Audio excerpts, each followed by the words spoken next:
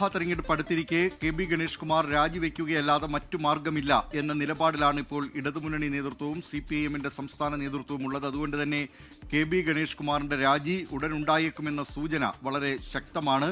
2013-ൽ ഇതേ സമാനമായ ഒരു ആരോപണം കെ.ബി. ഗണേഷ് കുമാർ നേരിട്ടിരുന്നതാണ്. അന്ന് ഉമ്മൻചാണ്ടി മന്ത്രിസഭയിലെ അംഗമായിരുന്നു കെ.ബി. ഗണേഷ് കുമാർ. അന്ന് ഗണേഷ് കുമാറിന്റെ ഭാര്യ ഇതേ തരത്തിലുള്ള ആരോപണം തന്നെയാണ് കെ.ബി. ഗണേഷ് കുമാറിനെതിരെ ഉന്നയിച്ചിരുന്നത്. മാത്രമല്ല കടുത്ത ആക്രമണം കൂടി, ശാരീരികമായ ആക്രമണം കൂടി നേരിട്ടു എന്ന് അന്ന് കെ.ബി. ഗണേഷ് കുമാറിന്റെ ഭാര്യ വെളിപ്പെടുത്തിയിരുന്നു. തുടർന്ന് അന്നത്തെ പ്രതിപക്ഷം, അതായത് ഇപ്പോൾ ഭരണപക്ഷമായിട്ടുള്ള അന്ന് CPIM സംസ്ഥാന സെക്രട്ടറി ആയിരുന്ന പിണറായി വിജയൻ ഗണേഷ് കുമാർ രാജിവെക്കണം, ഇക്കാര്യത്തിൽ നിയമത്തിന്റെ വഴിക്ക് പോകും, സാധാരണഗതിയിൽ ഉമ്മൻചാണ്ടി ആവർത്തിക്കാറുള്ള വാക്കാണ് നിയമത്തിന്റെ വഴിക്ക് പോകുമെന്നത്, അത് ഗണേഷ് കുമാറിന്റെ കാര്യത്തിലും നടപ്പിലാക്കണം എന്നായിരുന്നു അന്ന് CPIM-ന്റെ സംസ്ഥാന സെക്രട്ടറി ആയിരുന്ന പിണറായി വിജയൻ ആവശ്യപ്പെട്ടിരുന്നത്. അതുകൊണ്ട് തന്നെ അതേ കാര്യം ഇപ്പോഴും ബാധകമാണ് എന്ന നിലപാടിലാണ് പ്രതിപക്ഷമുള്ളത്.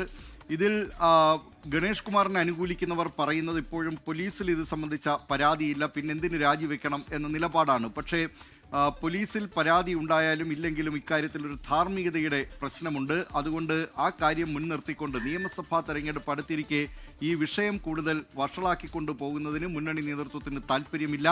എത്രയും വേഗം ഈ പ്രശ്നത്തിൽ സംസ്ഥാന സർക്കാരിൻ്റെ ഒരു ഇടപെടൽ, പോലീസിൻ്റെ ഒരു ഇടപെടൽ ഉണ്ടാകണം. അല്ലെങ്കിൽ ഇനി പോലീസ് ഇടപെട്ടില്ല, പരാതിയൊന്നും ലഭിച്ചില്ലെങ്കിൽ പോലും ഇക്കാര്യത്തിലുള്ള ഒരു ധാർമ്മിക പ്രശ്നം മുൻനിർത്തിക്കൊണ്ട് കെ.ബി. ഗണേഷ് കുമാറിനോട് രാജി ആവശ്യപ്പെടാൻ മുന്നണി നേതൃത്വം തയ്യാറായേക്കും. അതല്ലെങ്കിൽ ഗണേഷ് കുമാർ തന്നെ ഈ സമ്മർദ്ദം കൂടുതൽ ശക്തമാകുന്ന സാഹചര്യത്തിൽ രാജിവെച്ചൊഴിയുന്നതിനുള്ള സാധ്യതയുമുണ്ട്.